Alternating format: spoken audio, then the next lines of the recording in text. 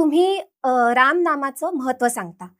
पण परमार्थासाठी बरेच मार्ग आहेत आपल्याकडे. जसं योग साधना आहे, खरंय. त्याच्यानंतर अष्टांग योग आहे, बरोबर आहे. ब्रह्मविद्या आहे. तर मग नामस्मरणाचंच का एवढं महत्त्व? खरंय. फार छान प्रश्न आहे तुमचा. याच्यासाठी 2 गोष्टी आहेत. पहिले तर हे माझ्या गुरूंनी दिलेलं मला साधन आहे, पहिली गोष्ट. कारण आपण गुरूंनी दिलेल्या साधन मार्गाचाच प्रचार, प्रसार आणि स्वतः देखील त्याचंच अनुकरण करावं, हा त्याच्यामागचा सगळ्यात पहिला प्रधान भूमिका.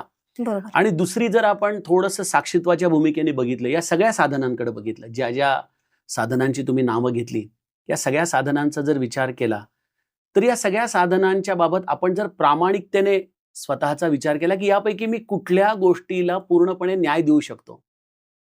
आमच्या गोस्वामी तुलसीदासांनी सगळं रामायण सांगितल्यानंतर एक शेवटी चौपाई लिहिली, की एही कली कालन साधन दूजा. या कलियुगामध्ये दुसरं कुठलंही साधन नाही. एही कली कालन साधन दूजा. कुठली कुठली साधन आहेत? जोग, यज्ञ, जप, तप, व्रत, पूजा.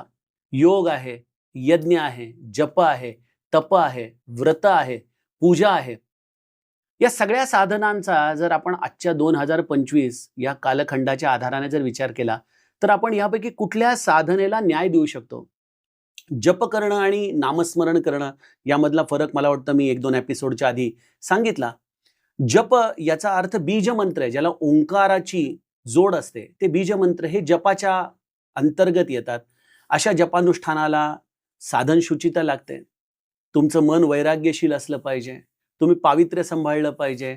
आसन तुम्ही व्यवस्थित घालून बसला पाहिजे. आज जेव्हा तुमचं आयुष्य हे हाताच्या घड्याळावरती बांधलं गेलंय बरोबर. आणि सकाळी 9ची लोकल पकडायची, त्याच्या आधी मुलाला पाळणा घरात सोडायचंय, त्याच्या आधी स्वयंपाक करायचा आहे, एवढ्या गोष्टी एक स्त्री म्हणून तुम्ही स्वतः अनुभवू शकता. अशा वेळेला तुम्ही खरंच जपानुष्ठान करू शकता, तुम्ही तप करू शकता. तुम्ही कुठलं तप करणार? मला वाटतं आजच्या काळामध्ये तपाच्या व्याख्या बदलल्या पाहिजेत. वनामध्ये जाणं म्हणजे तप नाही, सर्व संघ परित्याग करणं म्हणजे तप नाही, एक दिवस मोबाईल न वापरणं हे तप झालंय. अगदी बरोबर आहे. ही तपाच्या व्याख्या देखील आता बदलल्या गेलेल्या आहेत. त्यामुळे जोग, यज्ञ, यज्ञ देखील करायला गेलं तर आपण बघतो की आजच्या काळात जे ब्राह्मण वेद मंत्र सांगतात, ते खरोखरच त्या ब्राह्मणत्वाला न्याय देणारे आहेत का?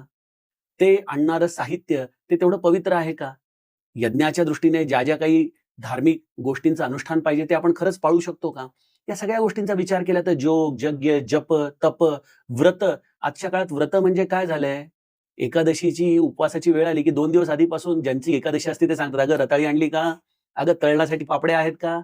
म्हणजे आमच्यासाठी ह्या सगळ्या गोष्टींच्या व्याख्याच बदलून गेलेल्या आहेत.